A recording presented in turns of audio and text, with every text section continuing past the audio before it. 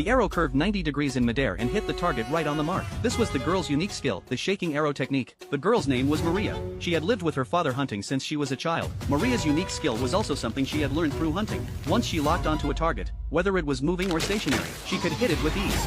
So every time she went hunting, she would return with a full load. However, an accident occurred that day. When Maria returned home from hunting, she saw a raging fire in the distance. It turned out that the giants had broken through the high wall and were launching a frenzied hunt for humans. In order to survive, she and her family evacuated urgently and retreated to the commercial district. After witnessing the cruelty of the giants, Maria decided to join the monster-killing squad. They vowed to fight the giants to the death. But no matter how hard she tried, she just couldn't master the skill of flying. One day while eating, Maria suddenly noticed that there was much less food than usual. The other team members suspected that someone might have stolen their food. Upon hearing this, Maria suddenly remembered that several new people she hadn't seen before had recently arrived at the cafeteria. Perhaps they were the thieves who had stolen the food. So Maria stayed alone in front of the canteen at night. Sure enough, things were as she had thought. There were indeed several thieves stealing food. Just as they were about to carry the food away,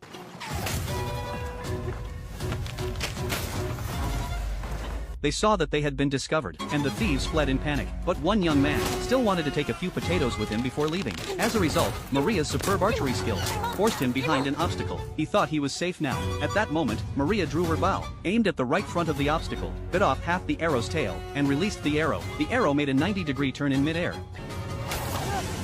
pinning the thief to the cart. The thief couldn't figure out where the arrow had come from. When Maria walked up, she realized